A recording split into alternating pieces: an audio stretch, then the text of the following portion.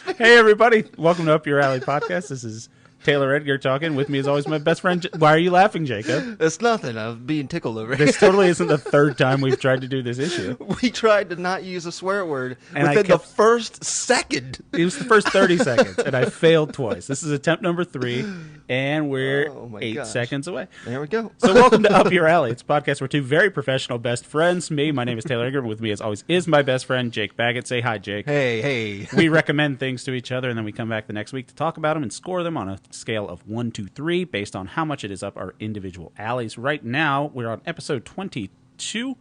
I have 50 points. Jake has 48 points. Still pretty close here. Yeah, this is the most I've been down, I think. Today is the third week of All Affleck April.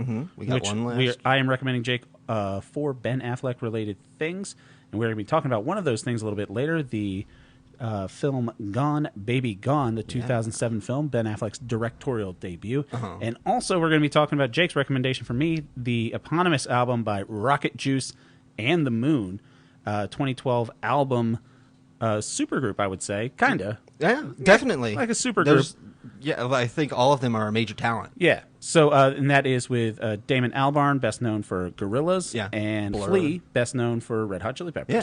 So we'll get into that a little bit later, but first, kind of serendipitously, I want to talk about, I went and saw the Super Mario Brothers movie, which if people are listening for a couple episodes now, our year in preview episode at the first of the year, I said this was my most anticipated movie of the year. Right. That has changed. And Jake just happened to watch both Sonic the Hedgehog movies today. Right? So we're going to talk about video game movies for a little bit. That sounds all right. That's pretty on brand for us. Yeah, that sounds right. Mario movie was good. That's what I hear. Yeah. I hear that it's very fun and cute. I think I saw it the perfect viewing experience for it. Yeah. You brought your kid. I think if you and I had went, Yeah. I would not have liked it as much. And I think if we had seen it on like a Friday night with a bunch of 30-year-old guys that kind of putting off like a mean vibe about I want to hate everything if it's not perfect from my childhood because I have regrets, I wouldn't have liked it. I can understand. It was a Monday. It was the last day of spring break. So it was 1:30 in the afternoon. So it was probably 6 to 1 kids to adults in the audience. That's amazing. Good seat, great little theater, and just loved it. Kids were happy. Kids clapped. That's what it should be a fun time. It was exciting. And I got to see it. The kid liked it as well. Good. It's great kids movie. All my friends that have seen it, they're all parents, and so they went with their kids, and they're all like, fantastic time with the kids. Right. Now, like that's perfect. That's exactly what the movie should be. Yeah. You and of course it's making like $1 billion. So I hear there's gonna good references in it. So some that great little references. So like if you are like into it, you're like, oh cool, that's a little cute little thing that they did for me. Yeah, and there were some things. My kid looked at me a couple times and was like, "Is that a thing?" And I'm like, "Yeah, that's a thing." My biggest grief with it, or beef with it, I think, would probably be musical in nature. Yeah, because I heard that the standout moment is Jack Black's song. No, not musical in nature with the original music, and the stuff that was like reorchestrations of actual Mario music, and also to a lesser extent, Donkey Kong music. So the DK rap is in there apparently. Yes, there's a brief reference to the DK rap, but like the stuff that was Mario, but they just put a symphonic recording behind it.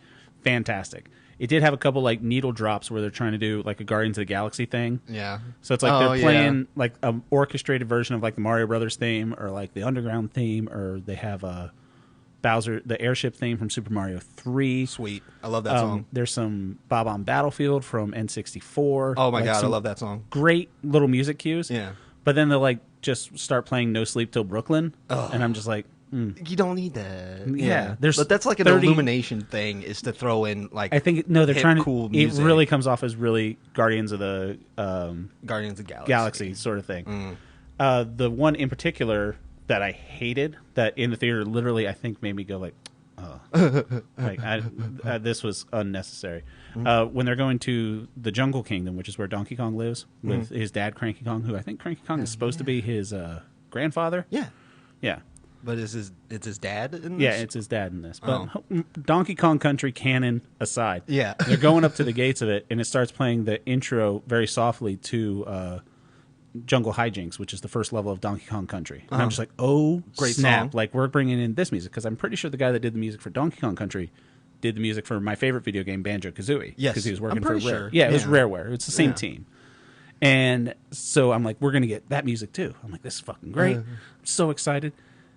And they skip on to playing Take On Me by Aha. And I was just like, ugh. Like, why? They robbed you, and you felt bad. They played like 4 measures of Donkey Kong Country music, and then it was Aha. And that song's so friggin' played out at this point. I love that song. It's a I'm great sorry. song. It's a great song. I wouldn't expect it in a Super Mario Brothers movie. Especially when it's a bunch of Kongs driving around in carts. You're like, what does Aha have to do with this at all? I can feel you on that. It doesn't. But that aside, but how are you feeling about the Sonic movies? That was the first time you seen that. This was the first time my niece really wanted to see them. She loves them. Yeah. So she was like begging me to watch them with her. And so she loves the movie. She's not like loving the games. she loves Sonic the character. Yeah. She can barely play the games. She's getting better and better. She's 4 years old. Those games are not easy. There's the 2D ones, Right, yeah. Sonic Mania. She likes to play that on my Switch. I would say it's easier probably to pick up Mario than Sonic. I would say so, honestly. Yeah. But just speed alone and how fast you have to memorize the level layouts are harder. Exactly. So, but she enjoys the characters a lot. Yeah. So, we sat down and watched the first one, and I had a great time with it. It's a really good movie. I can see why people honestly enjoy it a whole bunch. Yeah. Because, like, they establish how Sonic gets into Earth Real world. pretty well. Mm-hmm. They use the rings in a very fun way. Yeah. And, like, so, like, he keeps the rings in a pouch on him. They're like a dimension thing that he throws out, and he can go to different places. But when he gets hit, all his rings fall out. You know? And I'm like, yeah, that's a cute little thing that they did. I like that. Cute little... You remember Sonic, the little drawing? The terrible little drawing online? Yeah. Like... One of the guys who's like crazy, he's like, I swear I see the blue devil out in the... He has a drawing of it, and it's Sonic. And I was like, that's so cute. Like, they're just doing stuff for me. They do bring in like the real world stuff in that because he goes to the real world. Like in the Mario movie, it was... Well, it's just a reference for us. Yeah. You know? But I'm saying like physically Sonic comes to our world. The Mario movie was kind of nice because it was contained. Mario and Luigi are from Brooklyn, but it's an animated Brooklyn. Yeah. Okay. With like, you know... It's a cartoon version. Yeah. Very acrobatic DreamWorks style... You know, shit that goes on a regular day. It's not, you know, what's his name? James Marsden, first Cyclops in a truck with a hedgehog. Yes. Yeah. Just being although, going back to the small town in Montana that they live in, Green Hills is what it's called. Green Hill Zone, first one. Very cute little thing. You see Green Hill Zone at the beginning. It's great. The movie had some good music, too. Yeah. The movie music was probably the thing that I was... let down the most with because I was hoping for renditions of Sonic music. You get that in there, Mario, like they do in Mario, but this was just symphonic, you know, orchestral stuff. And I was like, you're missing out on a big opportunity here. But the characters are really fun. Ben Schwartz's Sonic is a great choice. He is good, and it was just Jim Carrey as Eggman was a really fun choice. He was just chewing scenery like I enjoy like crazy, and it was just a really fun movie. And then, like, right after that, we booted up Sonic 2, and that is an even better movie than the first one. Because Tails is in it. Tails is my favorite, and it was wonderful. I love Tails. Idris Elba as Knuckles. Yeah. It's fantastic. He's great Knuckles. They keep really well to the characters that they have. Yeah. It starts becoming more of a Sonic story than a Sonic established in Earth story. Mm-hmm. And I was just like, this is really fun. And, you know, you see a biplane, and you're like, Tails is going to fly that. Tails is going to fly that. And it was just like a lot of... And then... There was a standout character in the first one named Rachel. Yes. Who's the sister-in-law of James Marsden. She gets a bigger role in this one, and she steals the movie. She's absolutely hilarious throughout the whole thing. See, I haven't seen the second one. I saw the first one. I have not seen the second one. So you remember Rachel. Yeah. And she's getting married in this one. That's how they go to Hawaii. Right. And they always got to go to Hawaii for the sequel. Oh, I know. Going back to Beetlejuice days. But it was... She just has much more screen time. And she's absolutely hilarious. And the movie's just like 2 times funnier than the original. Really? So I would honestly, say they're definitely watch that movie. They're definitely going to have to. I would not be surprised if there was a Mario Sonic movie crossover. That would be great. I'm sure. I don't think so because one of them's fully animated and one of them's live action. Well, I'm just saying maybe Sonic comes into the Mario games or the Mario movie voiced by Ben Schwartz and shit like that. Maybe something like that. That'd be cool. Some kind of Deadpool video game version shit because they do things in the Mario game or the Mario movie where it's like Mario fights Donkey Kong and it's like Smash Brothers. Yeah, cool. Shit like that. And there's a Rainbow Road kart racing, which is kind of like a Mad Max Fury Road stuff.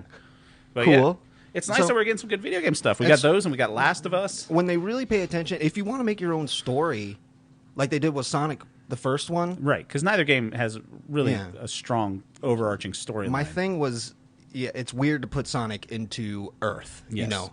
But, like, they stuck to a fun character that's like Sonic. When he finds a chili dog and he just eats it because it's there, he's like, what the hell was that? That thing was delicious. Yeah, that was a throwback to the old animated and you're thing. like, he likes chili dogs. Of course he does. He's Sonic. When you're keeping true to the character like they do, you're going to make a good video game. That's our bread and butter. Yeah. Just giving us things like that. We're just like, I see the thing. Video games stand on their characters. Yeah. That's what you need to bring into the movie. That's why, like, Max Payne movie was so terrible. Is because I never saw that. It's god-awful. That's Wahlberg, right? Yeah. Which is a horrifying choice for Max Payne. Yeah. Because Max Payne is down and dirty and upset, but he's very cheeky and sarcastic. Right. And it's like played so dry that you don't even know what's supposed to be funny when it's a funny kind of game. There's funny little moments. I don't know if I've ever played a Max Payne game all the way through. Those games are a couple of my favorites. Yeah, Max Payne 1 and 2. That was like a PS2 big hit, and I was Xbox. I missed the PS2 pretty much completely. It was on Xbox as well, but I never played it. I would recommend those games. I played the movie. Enter the Matrix not. game that kind of stole the whole bullet time video game thing from it. Yeah, that was fun as shit. That was a really fun game. Yeah, it was. I can't tell you a damn thing about the story, but you get to play as Jada Pinkett Smith. I know you get to watch her kiss Monica Bellucci in that game. Why not? I know, right? Isn't that crazy? It was fun for a bunch of kids when they were 12 back then. Worked for me. Yeah. So that's a fun thing that we... It's really cool that they're understanding how to make a video game movie. I'm looking forward to them doing a hell of a lot more, just like with The Last of Us. Yes. You know, stick with the characters, you're going to make a really good show. Yeah. Hopefully. And they stayed true to the Mario characters. Like, I think they set up for the next one that it's probably going to be Yoshi, and they were like little hints to... Like, there was a little Luna thing from Mario Galaxy. Oh, yeah. And like at one point, Peach says something like there are a whole bunch of galaxies out there. Yeah. And you see some Yoshis, but then a Yoshi egg hatches in Brooklyn. Yeah. And that's like kind of like the end credits thing. Yeah. You're like, oh, and boy. no mention of Wario or Waluigi or anything like that. So that's gonna have to come. It'll be fun. That's a really good and plus, idea. I would go see a Donkey Kong Country movie too. Like if they just took those characters and did a little spin-off, kind of like what they did with Despicable Me, and then they made a Minions thing. Yeah. I'm pretty sure they're probably going to make Mario, and then they'll make a Donkey Kong franchise because like Diddy was in it and Dixie. Okay, cool. And Chunky Kong. It wasn't Diddy, Dixie, and Kitty Kong. No? Kitty Kong is from Donkey Kong Country 3. Yeah, so canonically, it's supposed to be, it was Donkey and Diddy, Diddy and Dixie, and then Dixie and Kitty. Yeah. But they moved to Chunky, who was in Super Mario 64. He's the big guy with the overalls? He's Chunky, yeah. Yeah. Chunky Kong. Uh-huh. No, that's Lanky Kong. Oh, yeah. Lanky Kong's the orangutan. Chunky Kong's the big guy with the pineapple bazooka. Yes. I know too much about Donkey Kong for a grown man. We played the hell out of these games when we were young, dude. Yeah, but so I don't. I think there's a new movie or a new most anticipated movie, and it's just based on the last two trailers that have come out. What's that? For me? It's Indiana Jones and the Dial of Destiny. Oh my god, I haven't seen a single thing about it. I'm not that looks enthused. Yes, I'm really happy with how the Mario movie turned out, but I will say, yeah, it was fine. It wasn't blow your head off. No, it was great. Like, and they're gonna make more. This made like $1 billion. So yeah, it's like the number one now. It was like the biggest opening weekend for an animated movie ever. Animated movie period? I thought it was just video game. It beat out Frozen 2. Well, I'm sure it's a video game movie too. Yeah, I'm sure. But for an animated movie, it beat out just video game. But good, yeah. Good for them. I'm happy. Yeah, good for Mario. I heard that it's kind of distracting that Chris Pratt is Mario. You settle into it. Yeah, settle into it. Charlie Day's a great Luigi, and the rest of the voices. I think that's a good choice. Keegan-Michael Key is Toad, and Anya Taylor-Joy is Peach. You know, they're all good. Jack Black fucking kills it. That's great. But he's Jack Black. Yeah, he's fantastic. He's gonna do a great job. Yeah. All right, so let's get into the meat of the episode. We're going to talk about what the recommendations were. First up, Jake's recommendation for me, which was the 2012 album by Rocket Juice and the Moon. Hell yeah. With the same name.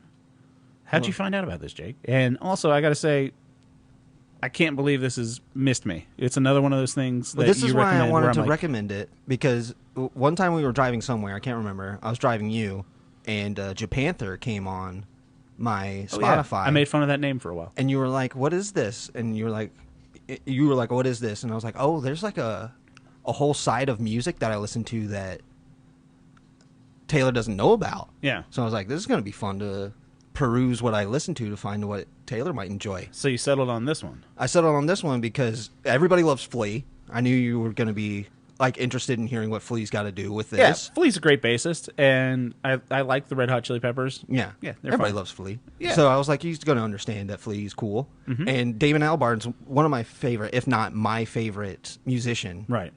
Because like I have like The Good, the Bad, and the Queen, which is his political album that he made. Mm-hmm. I have DRC Music, which is the Democratic Republic of Congo album that he made. Really? Which I would also recommend after you like Rocket Juice and the Moon. This is really good stuff. So is he doing like a bunch of charity work in Africa and stuff like that? Because he got a lot of some of the other musicians that are on here. Yeah.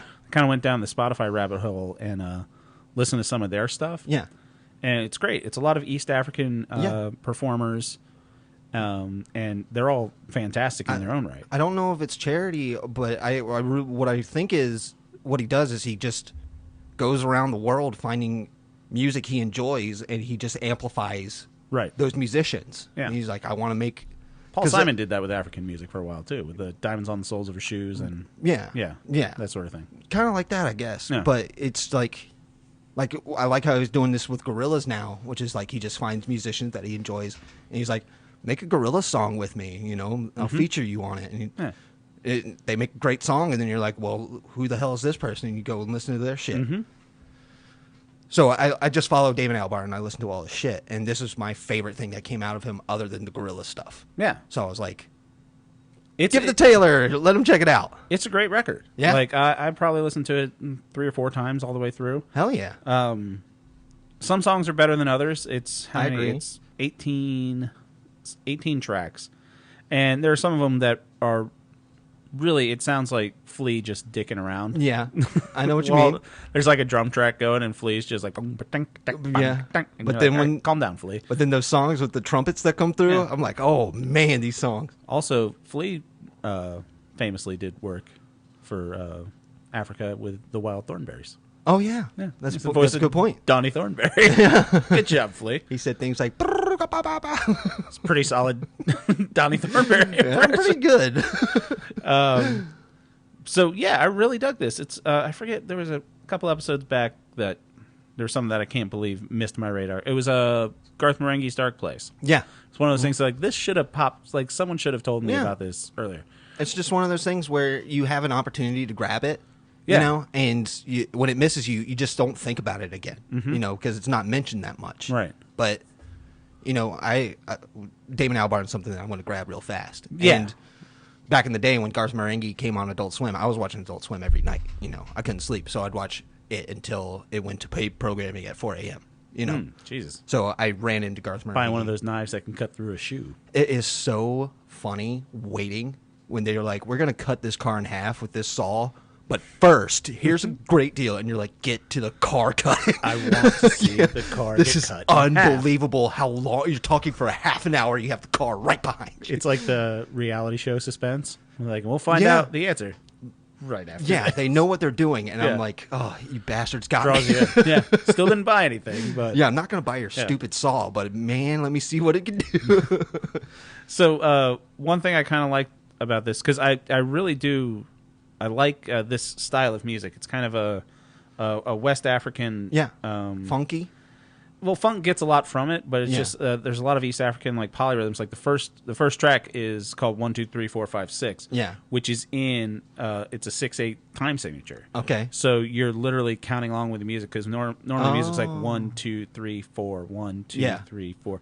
This is 6/8, so it's 1 2 3 4 5 6 1 2 3 4, and so that kind of sets up. I do not know. I've got fucking 7 years of band, 4 years of Piedmont Symphony Orchestra, 2 years of music theory, a couple of failed bands. Been funky for years, man. I don't know any of this stuff. So it's really nice that's how very when you set that up, you hear that first song that's in 6/8. I didn't know that it was teaching me that. Yeah, it just kind of gets in your head, and so literally it's Damon Albarn, because Damon Albarn's not featured vocally on this. Much. He sings 2 songs. Yeah, he is. But he plays like he's a huge fan of the melodica. So there's a couple of melodica songs on it. And you could tell, just like Flea fucking around with the bass. It's just him with a fucking melodica. You can just hear him going.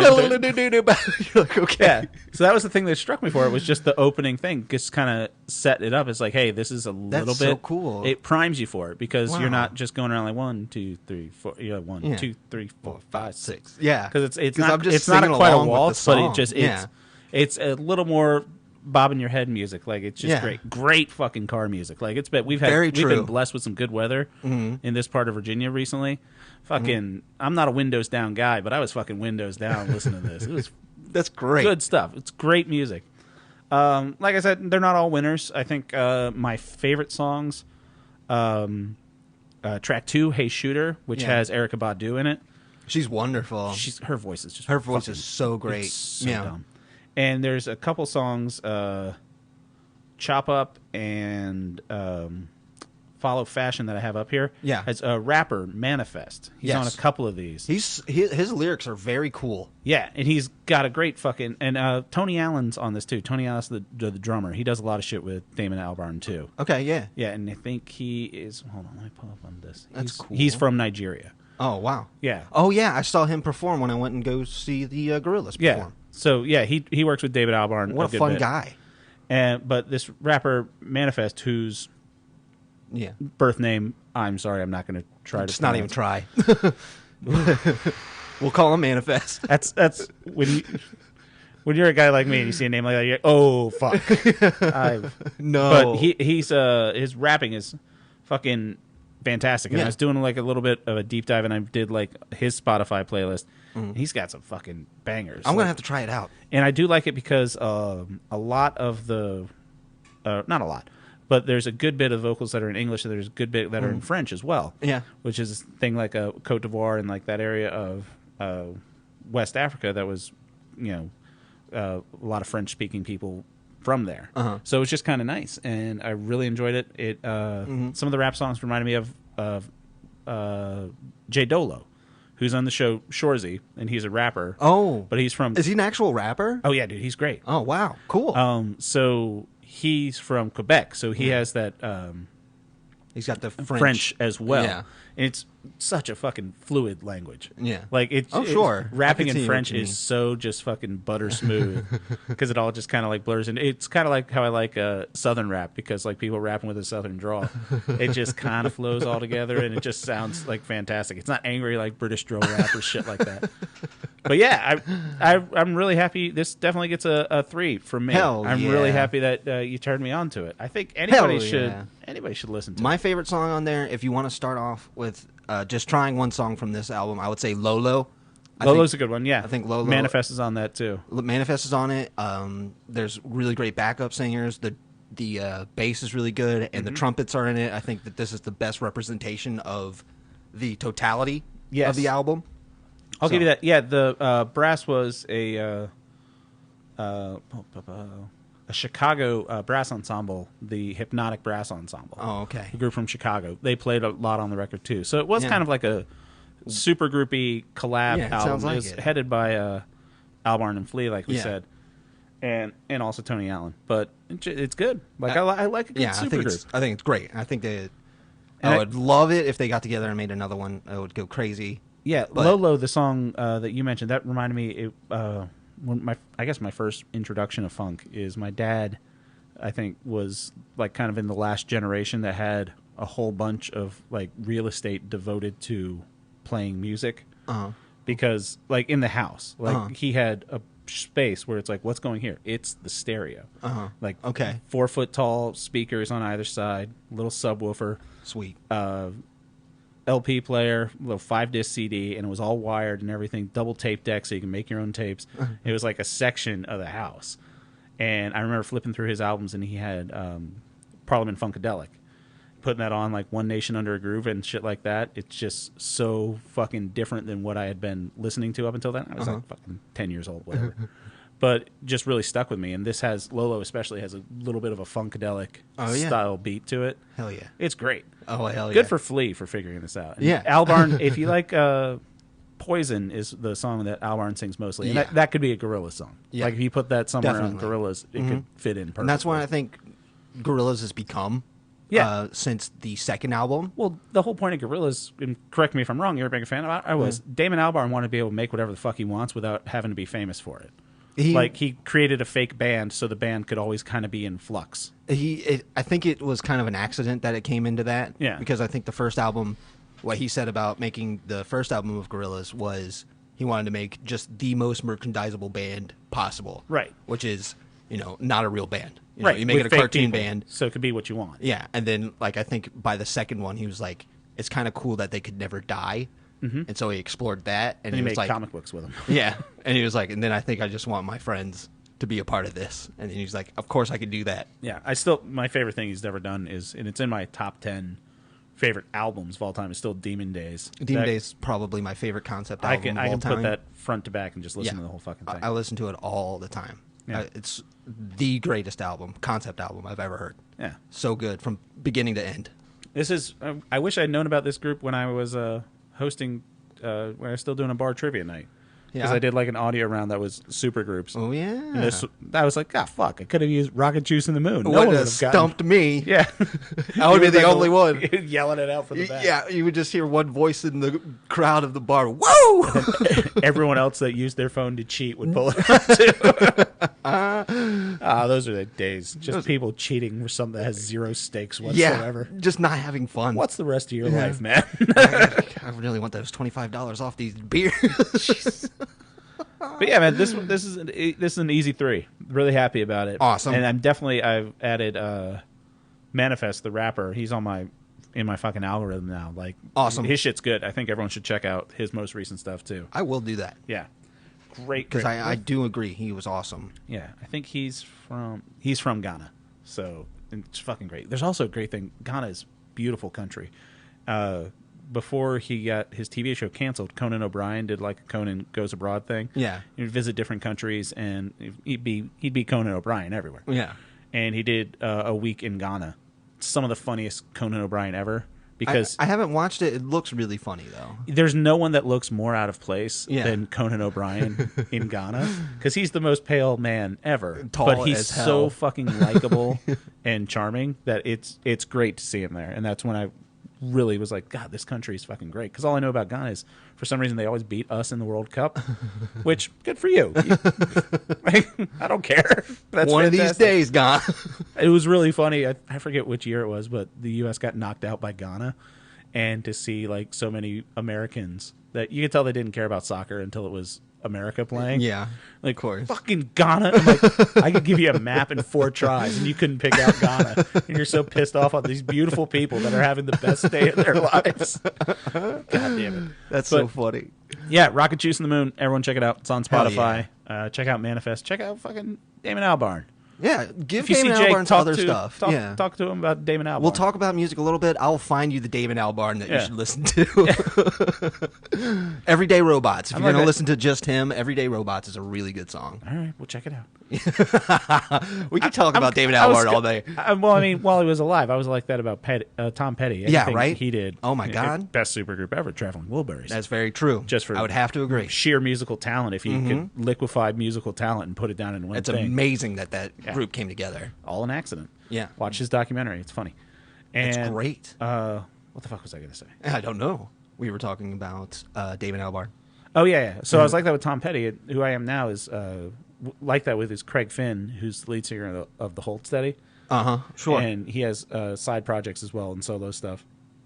But he has a podcast now called How I Remember It. And he's talking about 2 artists and stuff about just memory and how they remember things and how it might be different and how their memory affects their artwork and shit like that. Cool. And the one this week that I'm halfway through listening to, he's got Bill Hader on there. Ooh, very interesting. Yeah. I need to catch up on Barry. Yeah, the first 2 episodes are out now. I watched them. Yeah, Good. I haven't seen the last season. Oh, shit. Yeah, I really messed up on that one. Yeah. You did. Succession's almost halfway done with its last season, too. I don't know what that is. I know it's got that one really cool guy in it. You'd hate it. You'd hate it a lot. I probably would. You would hate it. It's probably so something like Breaking Bad, where everybody loves it, and I hate it. It's worse for you than Breaking Bad. All right. Breaking Bad. I will avoid it. I'm very happy that people enjoy it. One of the side characters from 2 of the side characters from Breaking Bad were in The Mandalorian, which just wrapped up today, too. Oh. Yeah. Skinny Pizza, Mandalorian. Fucking love it. Just the character Skinny Pete. Yes. He got taken from Albuquerque, New Mexico to the pits of Mandalore. Give it a sweet jetpack. All right, so let's move on to my rec for Jake. Yes, please. Which is the film Gone, Baby Gone. Hell yeah. first directorial debut for Ben Affleck. Again, this is the third week of All Affleck April. Very true. So, quick little background, why I picked this for you. So, like I kind of said, Argo was week 1. Uh-huh. That was Ben Affleck, movie star, Ben Affleck, Oscar winner. That was, Ben Affleck. Critically. Yes. Hell, that was... As an artist, here's Ben Affleck at his best. That was like, before you go out and for a long night of Ben Affleck, you do a double shot of straight Affleck just to get, like, the feelings going. So this is a 2007 film. It's based on a novel, and it was his first directing attempt. So Ben Affleck not in this movie. Casey Affleck all over this movie, but Ben Affleck is not in the movie. Yeah. So this was kind of his first thing where he got a chance to direct, and he got to adapt a novel. He says it's his favorite novel. Yeah, he did a screenplay. And so this was the basic of the story is Casey Affleck and Michelle Monaghan are private detectives in Boston. Is a big old Boston movie. Yeah. Like, this movie's hard on Boston. When those characters show up that they just talk to for a little bit and they just hit you with that thick Boston accent, it's like, okay, right. like, So, I like this person. Yeah. Everybody has some like, great accents. Yeah, I slang some coke over to him, and I'm like, what a cute little guy that we're talking to. What a nice drug dealer this is. So they get hired to help the police in finding a missing girl, and shit goes awry. There are plot twists and everything like that. Lots of shit goes awry. It's on HBO Max, which will soon just be known as Max. Yeah. Hi, Max. Hi, Max. Got any movies for me? Probably not. Shit. You want to watch Rick and Morty 3 weeks late? Here it is. What's happening? I don't know. It's capitalism, and it makes things complicated. Got something called MILF Island. You want to watch that? No, This I one's don't. called Ex-Convicts I Married and Then Murdered. You want to watch that? Wait. I would make that. That is my show. I just pitched it right Jesus. now. I thought it was wait, you married a convict and then you killed the convict? I guess so. And now you're on TV. Yes. This is complicated. No, because it's going to have the voiceover lady that's telling the story about this person that found a convict and married him and then murdered him. There's 3 levels to this, and I hate them all. I know. I'm a millionaire now. Speaking of 3 levels of things, so there are twists and turns in this. We'll just go full spoilers on the movie. So yes. Stop listening now if you... Because I would say at the top of the key, good movie. Definitely worth a watch. In like an hour into this, the girl that they're looking for dies. I was ready to give you a 1. Right then? Not right then, when it kept going, and you were seeing the miserable aftermath of what's going on. So the girl I was dies. like, Taylor, you know how I feel about this type of shit. Yes. And you are making me mad. Yes. But I So stuck that's with halfway it. through the movie. Yes. So then there's twists and turns, and through Casey Affleck, he's working with the head of the police department, Morgan Freeman. Michelle Monaghan is his partner and girlfriend, close to fiance, but not really. And Ed Harris is a detective. Love Ed Harris. Ed Harris is great. So good in this movie. Yeah. And so then it turns out that they're going to look for another kid. They find the kid. He's with a bunch of skeevy people and child molesters and shit like that. They set him up. Kid ends up dying. The second kid, the boy. Yeah. And Casey Affleck shoots the kid, the pedophile. the pedophile, just shoots him right in the fucking back of the head. And then all the cops are like, "You did a good thing. Hey, thanks a lot, buddy. Hey, man, good job shooting that guy in the fucking head." And even his girlfriend, Michelle Monaghan's like, "Good job. Yeah, you did the right thing." You did and he's like, I feel terrible. Right. So he feels terrible. The first girl he was looking for dies. And she dies at a setup where they're trying to get her back. They were doing an exchange, money for the girl. They find out the drug dealer Shit has goes a girl. awry. The kid's mom is a drug She addict. falls into a the quarry. Quarry. That damn quarry. I knew we should have filled it up. Yeah. Fucking quarry. You're such a cute little contractor. I could not work in Boston. No. I'll be like, who are you? Oh, you people are real, aren't you? Oh, my God. They think the same thing about our stupid Virginia accent. That's so great. I don't That's fucking wonderful. Yeah. But then it turns out that the girl is not missing. No. Not missing at all. The important thing is that Morgan Freeman had a 12-year-old daughter that was murdered. Mm-hmm. So he dedicated the rest of his police life to be like, I'm going to find fucking kids. Finding missing children. Yeah. And the other thing that we didn't talk about is the mother of the daughter is a coked out drug mule. Played by Amy Ryan, who's fantastic in this. Yeah, she did a fantastic job. Yeah. She was so awesome as a drugged out burnout. Yeah. That's also a caring mother. Right. You know? Funny, I have in my funny things about this, Ben Affleck hired her asked her what part of Boston she was from. She's not from Boston. She's just a really good actress. But you fooled Affleck with your fake Boston accent. It's probably like, where are you from, Worcester? And she's like, no, I'm not. I speak normally. Yeah. Go smoke another normally. cigarette, Ben Affleck. Did you say a thing that was on Reddit? Side tangent. Ben Affleck side tangent. Hold on 1 second for a big Ben Affleck tangent. Did I just see him in a Dunkin' Donuts commercial? Oh, yeah. That was Super Bowl. Oh, my God. Yeah. I just watched, because I just walked into the living room. I'm pretty sure that makes him governor of Massachusetts. My dad was watching TV. Yeah. And I just see for a split second what I thought was Ben Affleck walking out of a Dunkin' Donuts. And it clicked away. It's pretty. Yeah, there was a Super Bowl thing. You didn't watch the Super Bowl, but that was like one of the big Super Bowl really? events. Yeah. It felt like I saw Bigfoot, because I was like, nobody's going to believe me that I saw Ben Affleck walking out of a Dunkin' Donuts. It'd be pretty great if he did. But there was a thing on Reddit of, I think he was in, it looked somewhere in like North Africa, Middle East area, and people are trying to take pictures of him, like with him while he's smoking a cigarette. And he's just like outside a restaurant. You can tell he's just smoking a cigarette, and people are like, "Oh!" And he's like, "Oh yeah, come over." And he like take a drag and then like put his cigarette arm around people so it's out of the shot, and he's just sitting there smiling with people, and then everyone walks away, and he just goes classic back to smoking. Like, God damn it! It's like, you're such a good guy, man. Like, I don't feel like I would come up to him. I wouldn't ask any celebrity other than Bruce Campbell for their photo. Well, Bruce Campbell still has that restraining order against him. So. Yeah, because I've been asking him too many times.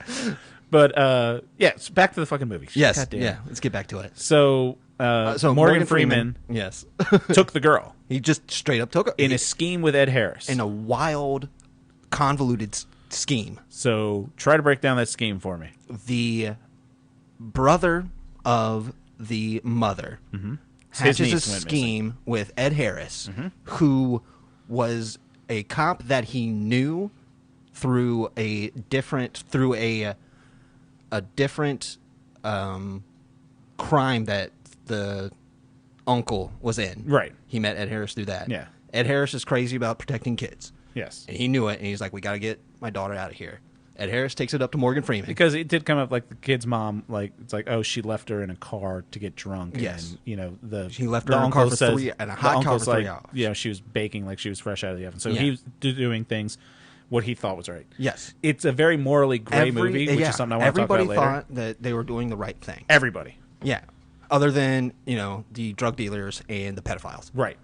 So. Well, even the drug dealers thought they weren't doing a terrible thing. Yeah, they did. Well, they're selling drugs. They're pretty upfront about it. They weren't taking kids, it turns out. Yeah, that's they're the just other selling thing. drugs to people. Yeah.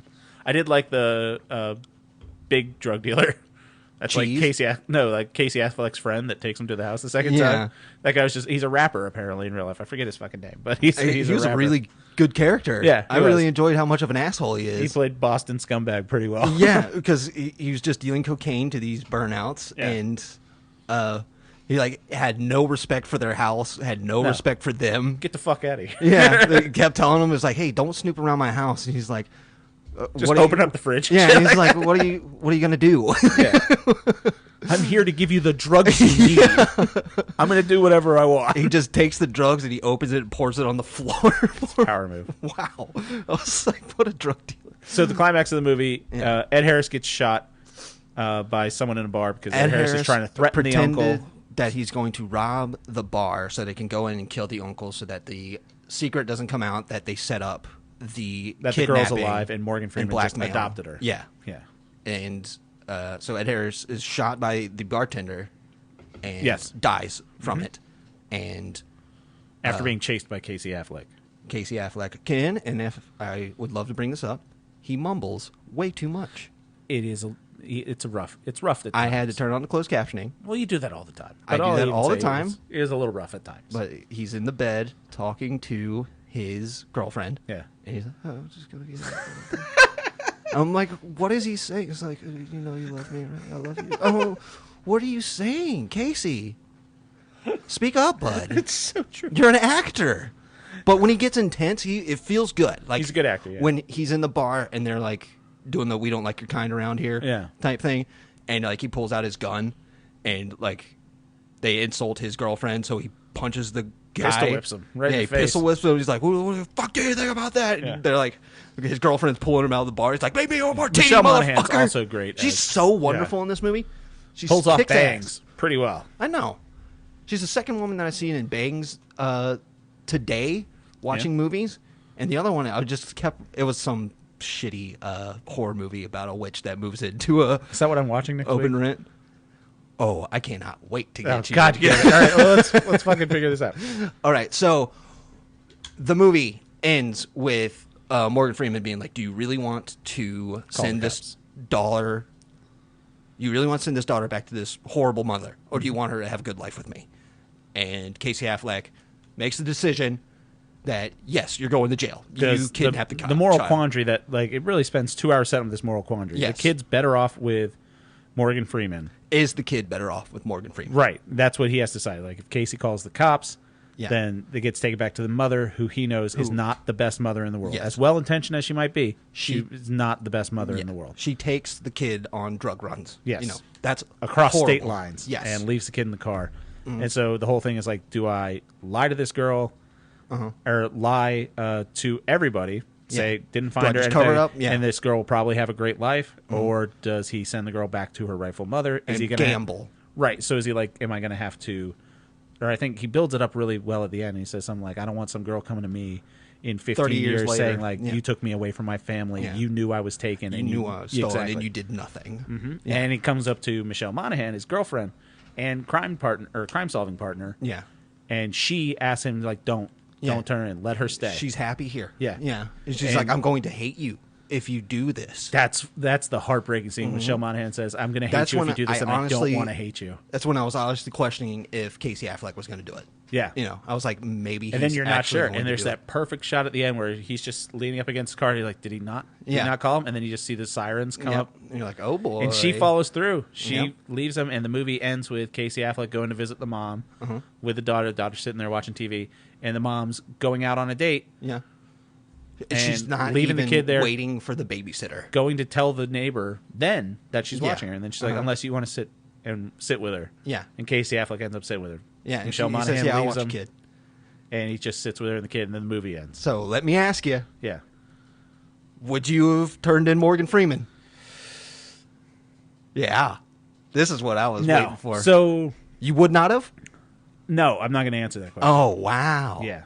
Oh. There's great... We'll just do a couple things I want to do it. Okay, go ahead. Why I recommended this, why this was week 3 of All Affleck Yes, April. let's do it. We had 3 things of Ben Affleck so far. There are 4 facets of Ben Affleck that I wanted to show you. Like I said, I've had this planned for fucking months. You should see the whiteboard with all the circles and lines in it's this room. It's fucking Pepe Sylvia all over the place. Week 1, like we talked about, that was Ben Affleck, the movie star. Yeah. Ben Affleck at the top of his game. Last week, watching Daredevil, that was Ben Affleck, the superhero. Big part. So Ben Affleck, the superhero, face of the franchise, big blockbuster movie. He can be the lead of that. Did make you watch Batman v Superman. Thank you so much. You're welcome. The energy's changed a little bit because we had a little recording malfunction. Yeah. And then I recovered. I forgot. It was like watching somebody try and land a triple Lutz. Jesus but Christ, stumbled just a a little bit. I was sweating. I thought we got sprung right back up. Thought it was a into repeat triple of the fucking Mr. Beast episode that got lost. Yeah. During All Affleck April, it would have been very sad. Yeah, that would have been. So yeah. So and then this was Boston. Yes. Big time Boston. Boston style. Yeah, it's Boston on Boston. It's the establishing shots of this movie where it's just sad-looking people on porches smoking cigarettes. It's just like, all right, I get it. We're in Boston. And that's like every transition shot. Yeah. It's just more sad people on porches. I always feel bad in movies. Like there's this one thing where they're talking about the cocaine-addicted people that hang out with the pedophile. Yeah. And they're like, and his wife, and they're like, and she's a looker, and then they show you just an ugly lady. Yeah. And I'm like, how did they find her? Yeah, and they're it's like, not ideal. They're like, wanted ugly lady. And she's like, me, I'm ugly. Get a paycheck. Or they were like, or Ben Affleck was just like struck by her when he was walking the streets of Boston. So, how'd you like the music for this? Did you notice who did the soundtrack? No. Harry Gregson Williams. of Metal Gear Solid fame. Oh, for real? Yeah. Oh my God. Yeah. Then it was fantastic. Now you say it's fantastic. Of course. Yeah, this whole thing could have just been scored by different Dropkick Murphy songs. Yeah, thank God. Would have been pretty much the same. Oh, Ben Affleck's actually a genius for not dropping a single one of those. Well, yeah, I think it was before their time. Like, oh God. it was whatever. Goodness. Well, whatever The Departed came out, that's when. The Departed and what was that? The Boondock Saints. Yeah, Boondock Saints, but Departed was when they had started playing Shipping Up to Boston and became really cliche. Our fucking president was in Ireland and he came out on stage to Shipping Up to Boston. And I was just like, all right, man. It's whatever. So yeah, I really wanted this in All Affleck April. Talking a little bit more about how well the movie's structured. It is based on a book. Yes. It's who wrote the fucking book? Dennis Lehane. Mm-hmm. So he was a writer on The Wire, which there's a lot of this. That's why in The Wire, or a lot of The Wire in this. Who's that actor? Michael Kenneth Williams. He plays Omar Little in The Wire. Omar was in this. Omar is one of the greatest television characters ever created. I wouldn't know. So he wrote a bunch of episodes. The guy who wrote this novel wrote a bunch of episodes of The Wire, and Amy Ryan was also in The Wire. So a little bit of Wire references of like one of the greatest crime TV shows of all time. I wouldn't know. What else do I have in my little notes? The role that Casey Affleck played originally was auditioned for by another Boston actor, Mr. Chris Evans, Captain America himself. I'm actually happier with Casey Affleck in the role. Chris Evans is too handsome for things. Yeah, he can't be a grimy little detective. Yeah, he nothing can't against Casey Affleck. Casey Affleck, he's a handsome man. He's a handsome man, he's not Captain America. Chris Evans isn't a small town type of not Captain guy. America. No. Yeah. So this is one cool thing about this. I think is it is kind of like I felt like it was a cliffhanger, or it seemed like it was part of a set. Yes, because it ends with Michelle Monaghan and Casey Affleck breaking up. Mm-hmm. That's when I found out this is book number 4 of the Angie Gennaro and Patrick Kenzie, that's their characters. Yeah. It's a series of books about them. Oh. Yeah. But this is the 4th one, and it's the only one that's been made into a movie. Now, this is interesting. Yeah. This sounds like books I might read. That's what I was fucking thinking, too. So the first one is, like, and some of these sound pretty fucking cool. The Drink Before War, Patrick and Angie take an assignment from a powerful politician to find some important documents that were stolen by a cleaning lady. In their search, they end up stumbling in the middle of a vicious gang war that threatens their neighborhood. Ooh. Right? And then there's Gone Baby Gone. That's the 4th one. It sounds like stuff that's high profile. Something that sounds lower profile. Yeah. That they just want something done with the least amount of eyes on it. Right. So Ben Affleck picked this because he says it's his favorite book. Okay. He's read them all, but this is particularly his favorite one. And then there's a sequel to this, Prayers for the Rain. After splitting up in the 4th book, Patrick and Angie reunite to take down a psychopathic stalker. I'd fucking watch that movie with Casey Affleck and Michelle Monaghan. I'd read that book. That's for sure. I might not read that book. I'd watch that movie. I might read that book. There's one other fun thing I wanted to put in there. My favorite Affleck thing. So it's something that Casey Affleck does.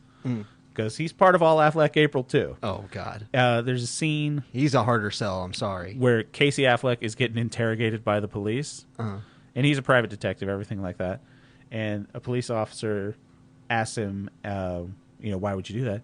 Yeah. And Casey Affleck says, well, sorry, but I believe the police. And he makes a smug little Affleck face, and it's just the same look that his brother gives all the time. And I'm just like, oh, God damn it. Even he has that smarmy Affleck look. And, yeah, I just think for someone's first directorial or their directorial debut it's a great film. Yeah. I think I would agree. It's strenuously paced. It does have that little reprieve like we talked about in the middle, and then it just keeps getting deeper when and deeper. When that happened, I don't like looking at runtimes of movies, right, like to see how much, because I want it to be paced well. Right. Like it could have ended there, and that's what I was like. If it ends here, I'm going to kill Taylor. You can push me in the quarry? But if it keeps going, I'm interested in where it's going to go if it keeps going. So, yeah, that was really well paced, I would say. So what are you giving Gone Baby Gone? I said from the jump that this was my biggest stretch. This is something where it's interesting as a movie goes, I like crime dramas like this. I think Ed Harris was amazing in it. Ed Harris, probably top performance. And Morgan Freeman was good, too. Morgan Freeman was good. He didn't have much to do. Not much in there. He was Morgan Freemaning all over the place. Casey Affleck is a really hard sell for me. Yeah. As a leading man. But I would say I don't think this would be better with Ben in the role. I would have to agree. Yeah. But it's distracting how much... It's more distracting to me than Ben Affleck being in a movie. Yeah. That it's Casey Affleck. Because I feel like the character has to wrap around him, and I don't find him that interesting a guy. Yeah. So I feel like the character is empty because of Casey Affleck. You know, every other character in this is well fleshed out. So the main character was your least favorite character? Yes. Oh. And it wasn't like... I still think this is a great movie. But Casey Affleck is a very hard sell for me. Okay. So I'm giving it a 2. 2? I'll take a 2. For my one that was the biggest stretch, I'll take it for a 2. Because it was a thoroughly enjoyable story. It's the thing that I really enjoyed in it, which was they have these like flashback type things of what happened at the drug deal that went bad. Yeah. And like the more and more information that he gets, the more and more like the flashback changes. Yeah. And I was like, that's really cool. Like the more it does like kind of have he's that figuring it out detective yes. thing where he kind of like stares off into the distance and he's hearing the voices, and that's when you're supposed to be putting it all like you're supposed to see the Rain Man numbers in your head and shit like that. It has some of that stuff where it's a little heavy-handed. It was like, oh yeah, remember when they said this? Remember when they said this? But when it was specifically nudge, nudge, wink, wink. Yeah. Like, but when it was specifically the drug bust. Yeah. That gone awry. The exchange that went awry.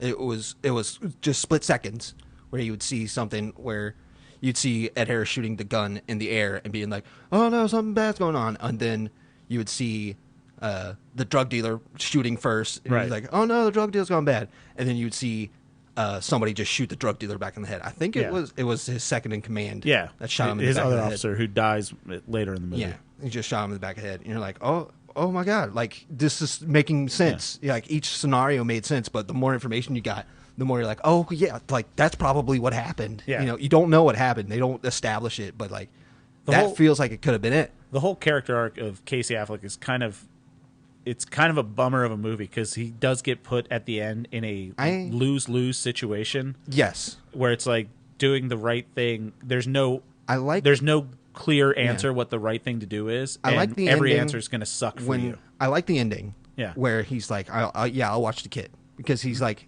not done protecting this girl. Yeah, he's living with his choices. Yeah. And I think he's doing the right thing. But I think he did the right thing turning in Morgan Freeman, and I think he's doing the right thing checking up on the kid, like as a human being like... You know who would do that? Fucking Batman. You know who played Batman? Ben Affleck. Casey Affleck. Oh, yeah, right. It was Ben Affleck. Casey Affleck couldn't be Batman. Hey, guys.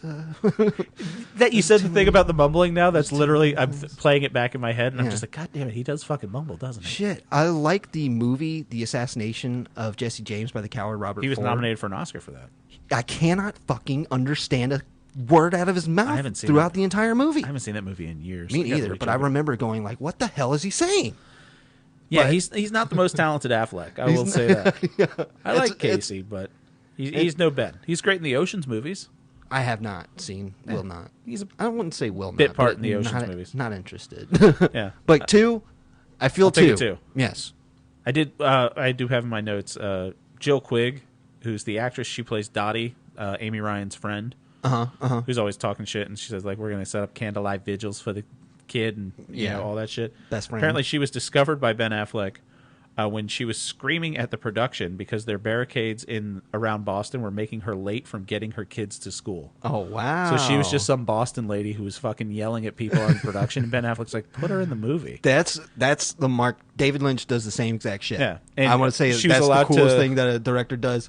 David Lynch would see a very interesting person on the street, and he's like, get their number, and then he would call him like 2 years later. He's like, I need you in a trailer. I need a weird-looking person. Yeah. So he's like, you're going to be in a hotel room, and you're just going to close the door. Yeah. And Jill Quigg, that actress, her only other credit is she was in The Fighter in 2010, where she also just played a deadbeat from New England with the same accent.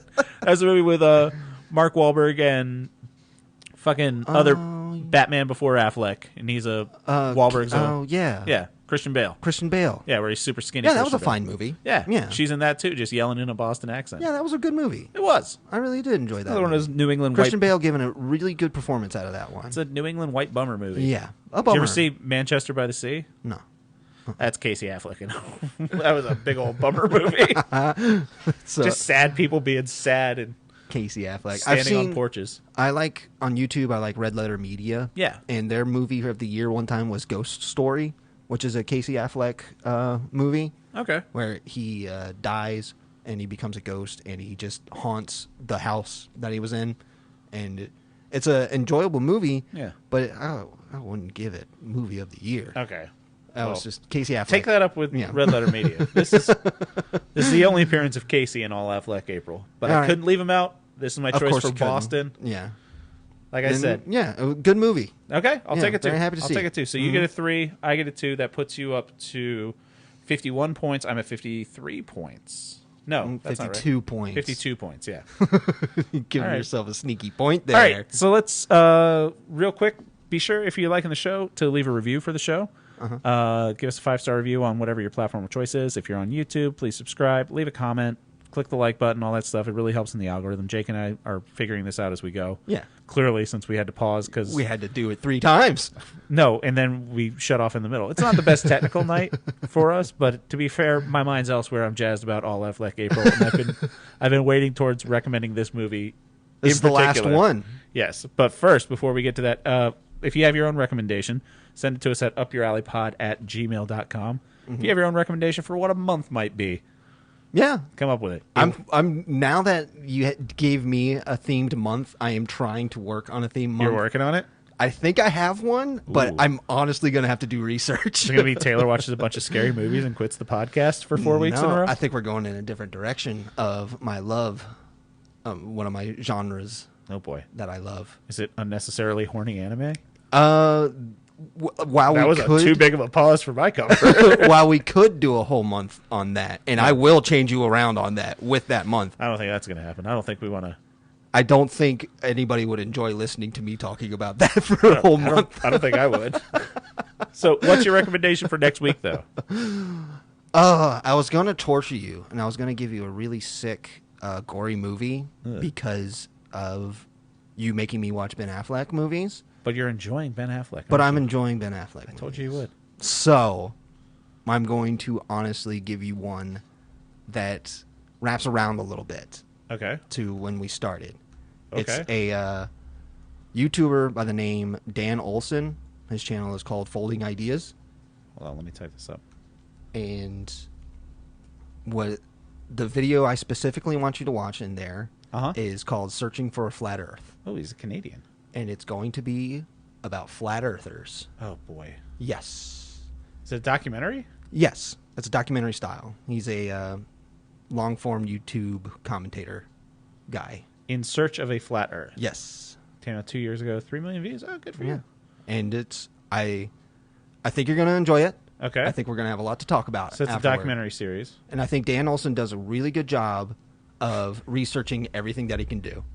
That's a funny caption. Oh, you're going to love that laid-back folk music.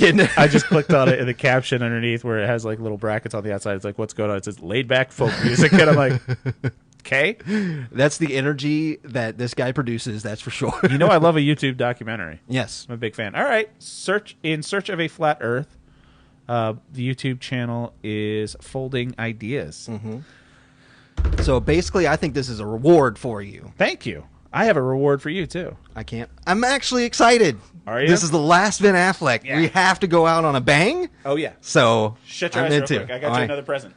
All right. Another piece of physical media that you get to keep. That's wonderful. Yes. I love gifts, no matter what. I don't care. Oh, God, you're going to be so excited for this. Even if this is a steaming... If this Ben Affleck's shit. The actual disc is still in my PlayStation, so remind me to give it to you before we get it out. Okay. I'm glad I checked that before I gave it to you. Yeah, that would be great. All right. All right. So this. Open my eyes? Yes. Okay. It's the last section of Affleck that I think... Too physical, too streaming. Yeah. That's amazing. I'm here for you, buddy. Hey, baby. What if I were to take you to a picturesque mountain town in Alaska? Okay. What if I were to say the town doctor goes out to pick up her sister. She's flying up from L.A. The sister's having problems.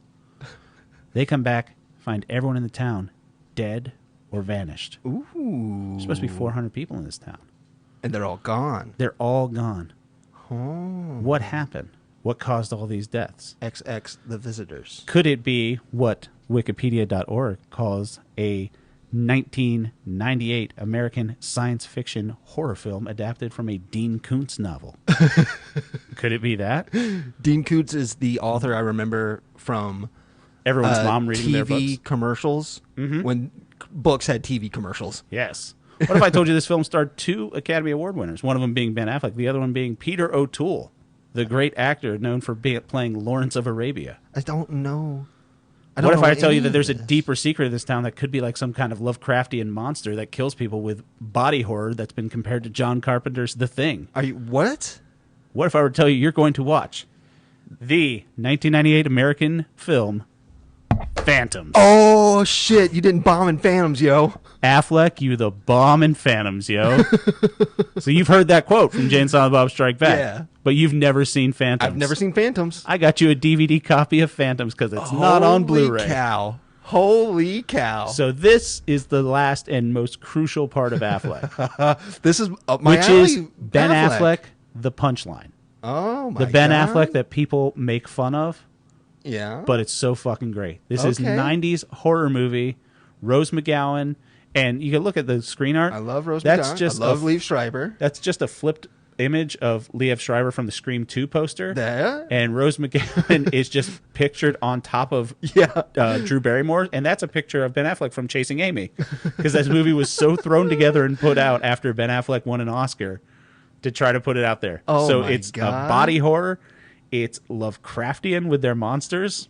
This is so my type of movie. I And- completely forgot about Phantoms. I'm so good at All Affleck April. This is so funny. So if you want to play along with All Affleck April, find a my copy of God. Phantoms. Do I also have it on VHS? Yes, I do. It got delivered to the wrong It's address. in your PlayStation because you watched it again.